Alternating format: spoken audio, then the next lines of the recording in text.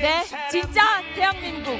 지금은 이재명 대통령 후보가 국민 여러분께 인사와 약속을 드리고 있습니다. 새로운 대한민국은 어떻게 될 것인지 들뜬 마음으로 시민과 함께 기다리겠습니다. 네, 무대 아래로 모시겠습니다. 네, 여러분 오래 기다리셨습니다. 이재명 후보에게 함성과 박수로 네, 맞아 주시기 바랍니다. 힘찬 함성과 박수 부탁드립니다.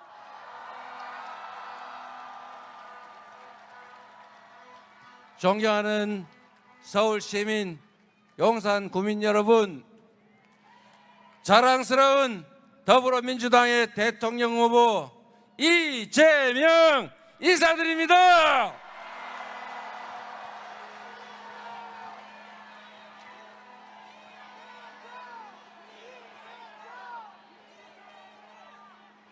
여기가 그 용이 산다는 산 용산 맞습니까? 그 용이 어제 잘 있나요? 뭐라고요? 여러분, 먹고 살기 어렵지 않습니까? 세상이 불안하지요? 이런 세상을 이제 6월 3일에는 확실하게 끝장을 내고 새로운 나라로 국민이 진정 이 나라의 주권자로 존중받는 민주국가, 그리고 평화와 안전이 넘치는 행복한 나라 함께 만들어 봅시다, 여러분.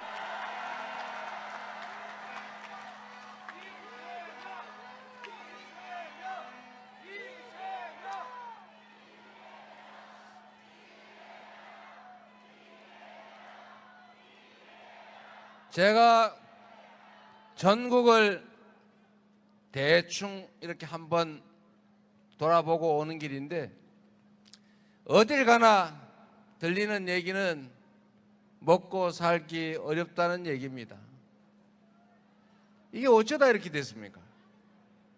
세계 10대 경제 강국이라 불렸던 이 대한민국이 갑자기 보릿고개 금방 막 지난 옛날의 대한민국처럼 되어버렸어요. 더 문제는 미래가 암울하게 느껴진다는 것입니다. 지금은 당장 어려워도 내일은 더 낫겠지, 우리가 조금 더 노력하면 더 나은 세상이 열리겠지, 이렇게 믿어지는 세상을 우리는 기대했는데, 이제는 그 반대로 오늘도 걱정인데 내일은 더 걱정인 그런 세상이 되어버렸어요. 이 나라 전체적으로 경제뿐만이 아니라 민생도 사회도 얼마나 불안해졌습니까? 불안해서 살 수가 없어요. 더군다나 이게 혹시 전쟁 나지 않을까 걱정해야 되는 세상까지 되어버렸어요. 대체 왜 이렇게 됐습니까? 윤 뭐 때문이라고요?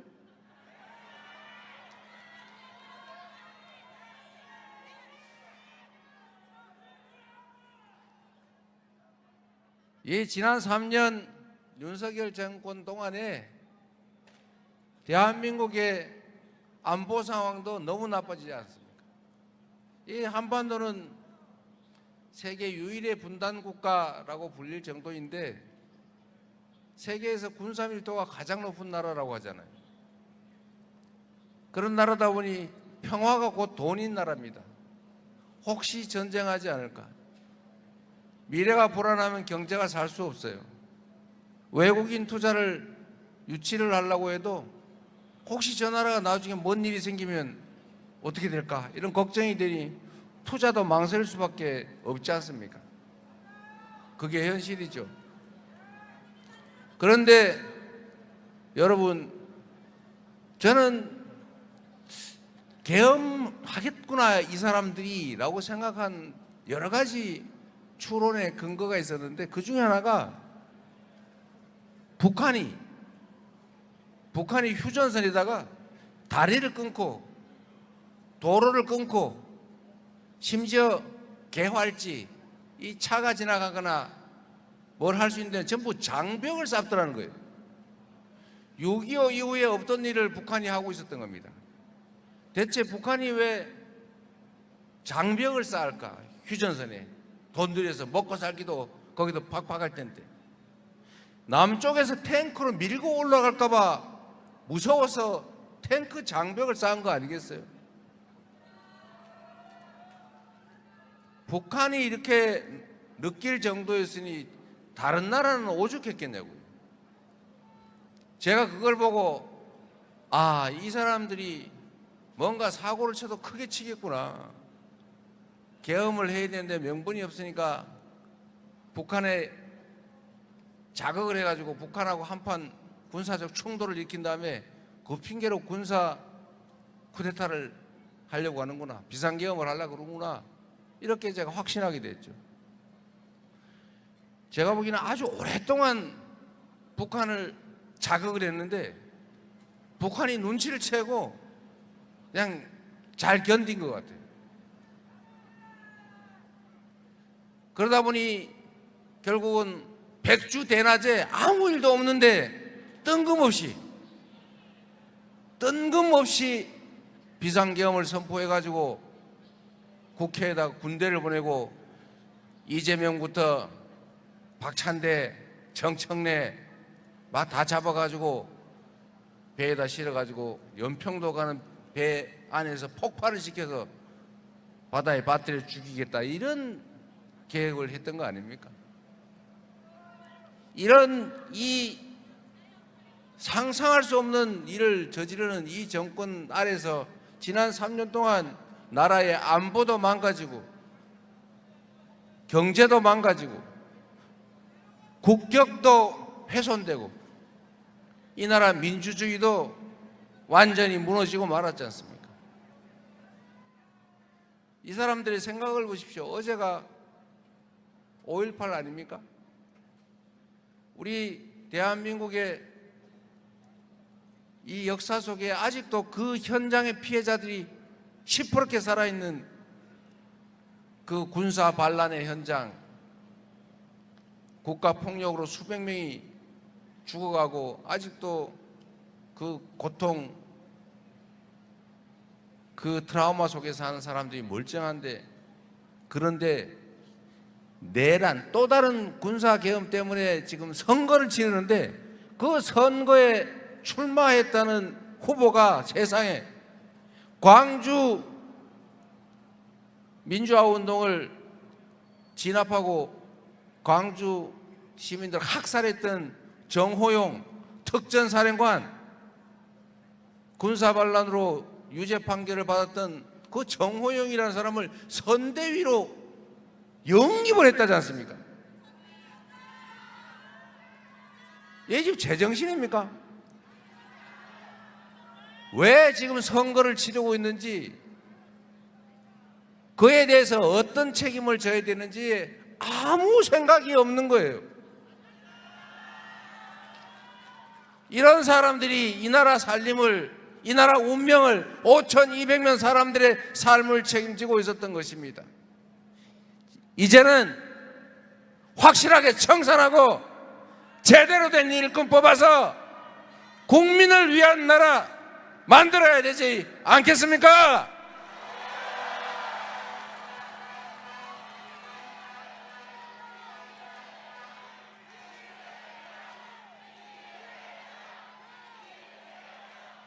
정치는 정치인들이 하는 것처럼 보이지만 실제로는 누가 한다고요?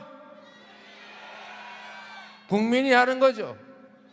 6월 3일에 새로운 나라를 만들 사람이 누굽니까, 여러분?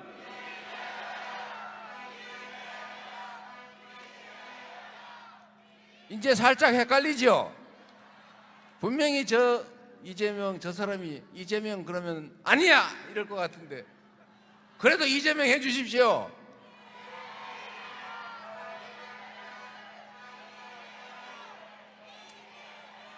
6월 3일에 새롭게 출발할 이 나라, 새로운 세상을 만들 주체는 이재명이라는 사람을 일꾼으로 뽑아서 확실하게 책임을 질 국민들, 바로 여러분 아니겠습니까?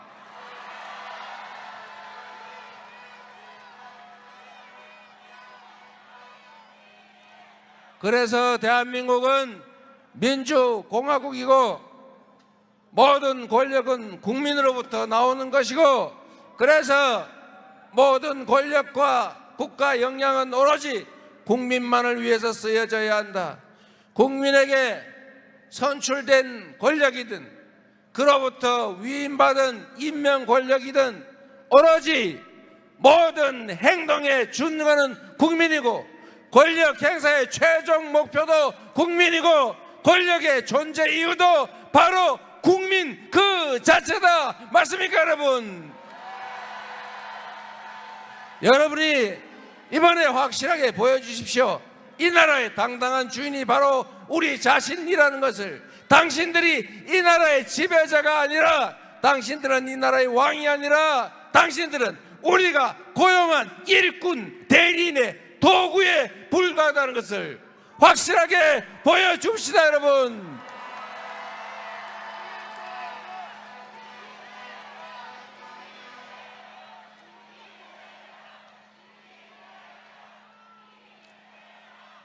여러분, 여기 보니까 김상욱 의원이 와 계신 것 같더라고요. 우리 대한민국 국민들은 참으로 위대한 국민들입니다. 전 세계 해방된 식민지 중에서 유일하게 산업화와 민주화를 동시에 이뤄낸 나라입니다. 위기 때마다 이 권력자들이 국민을 배반하고 부패하고 사적 욕망에 사로잡혀서 나라의 위기를 불러올 때마다 언제나 그 위기를 극복해낸 건 바로 여러분 국민들이었습니다. 5.18 민주화 운동으로 그 오랜 군사 정권을 끝냈습니다. 그리고 87년에 직선제를 쟁취해서 민주주의의 토대를 쌓았고, 드디어 전 세계 어느 나라도 어느 민족도 경험하지 못한 무혈의 평화혁명을 무려 10년도 안 돼서 2번씩이나 해낸 위대한 국민 아닙니까, 여러분? 바로 여러분이 그 주체 주역들 아닙니까? 이 위대한 국민들이 이 작은 난관들, 우리가 겪는 이 일시적인 경제적인 어려움 왜 못 이기겠습니까? 힘을 합치면 되겠지요. 문제는 우리가 남북으로 동서로 서로 남녀로 갈려서 싸운다는 사실입니다. 먹고 살기도 힘들고 미래도 불확실한데 대체 왜 이렇게 갈라져 싸우는 것입니까? 정치인들이 문제 아닙니까? 정치인들은 국민을 대리하는 일꾼들인데 그 모습들이 빨간색, 파란색, A 지역 출신, B 지역 출신 나눠 싸우더라도 우리 주인들끼리 편 나눠서 싸울 필요 없지 않습니까, 여러분? 정치인들이 싸우면 그 정치인들한테 붙어서 우리까지 편 나눠 싸울 게 아니고 그 정치인들이 왜 싸우나를 잘 봐서 나쁜 의도를 가진 주인을 배반하는, 주인을 거역하는 잘못된 일꾼들을 골라내서 심판해 줘야 되지 않겠습니까? 나쁜 짓을 해도 나하고 출신이 같으니까, 못된 짓을 해도 나하고 같은 색을 좋아하니까 이렇게 옹냐 해주면 나쁜 사람이 더 유리한 이상한 세상 되지 않습니까? 악화가 양화를 구축하게 방치하면 안 되죠. 정치인이 싸우면 아이고 또 싸워 이렇게 비난할 게 아니라 왜 싸우다를 잘 봐서 그중에 국민을 위해서 공동체를 위해서 제대로 싸우는 사람은 적극적으로 응원해서 그가 이기게 해주는 게 바로 주인의 자세 아니겠습니까?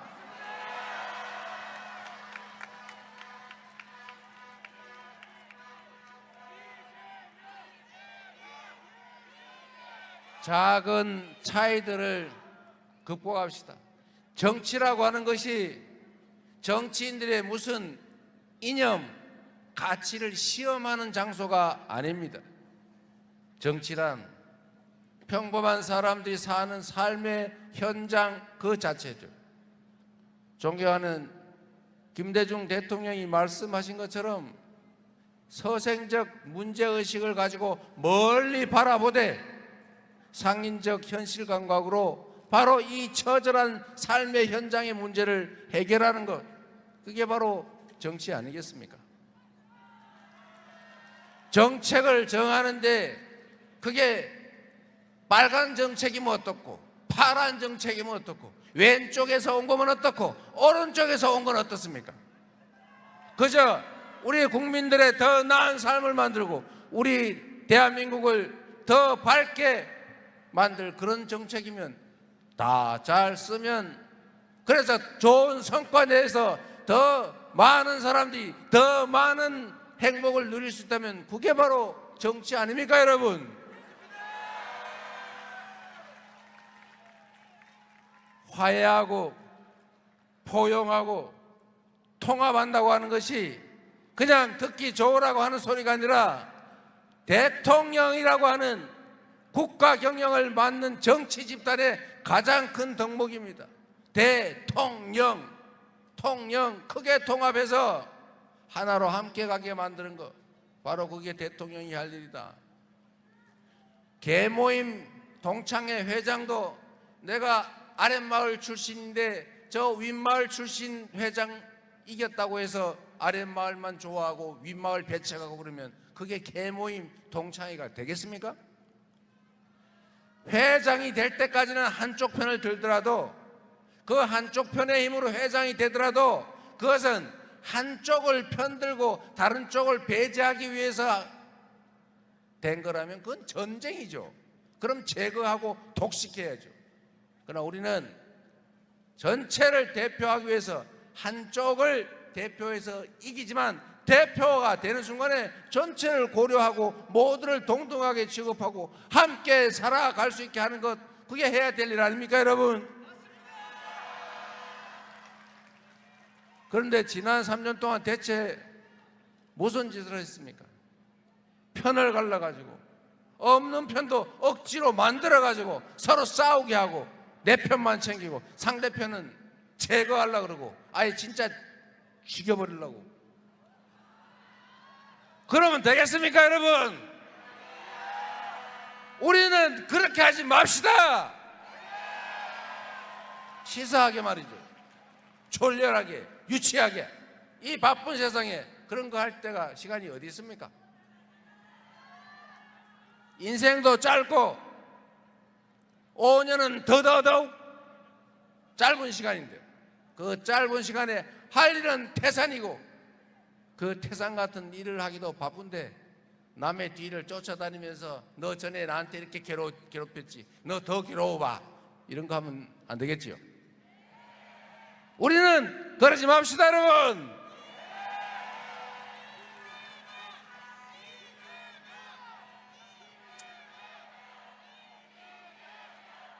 그래서 그런지 많은 사람들이 함께 해주고 있습니다. 아까 김상욱 의원 여기 와 있는 것 같은데 저기 가짜 보수 정당에서 고생하다가 이제 제대로 된 당으로 왔는데 혼자 얼마나 머쓱하고 쑥스럽겠어요. 박수 한번 주세요.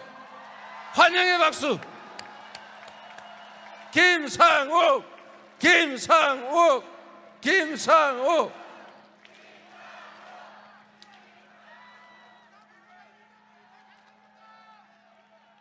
그 찢어진 가짜 빅텐트에 몰려가가지고 고생하는 사람 혹시 있을까 싶어서 그런데 진짜 빅텐트 민주당으로 오십시오.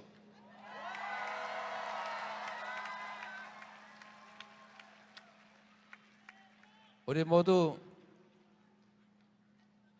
더 나은 세상을 국민이 주인으로 존중받는 진짜 민주공화국, 진짜 대한민국을 향해서 함께 손잡고 나아갑시다. 여러분, 지금 대한민국은 할 일이 태산이다. 경제도 안보도 평화도 민주주의도. 이 난제들을 우리는 해결하고 모두가 희망이 넘치는, 자식들에게는 돈이 아니라 기회를 물려주는 그런 세상을 만들어야 합니다. 그런 세상을 만들 6월 3일을 새로운 희망의 출발점으로 만들어야 합니다. 그렇기 때문에, 그래서 지금은 이재명입니다. 감사합니다.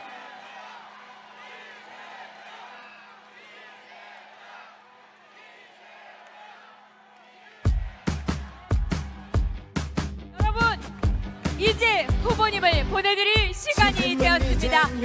이재명 후보께 응원의 박수 부탁드리겠습니다. 네, 열차 티켓을 전해지었습니다. 진짜 대한민국으로 함께 떠날 준비 되셨습니까? 이제 출발하겠습니다. 지난 겨울이 추웠던 만큼 더욱 뜨거운 선거가 되겠습니다.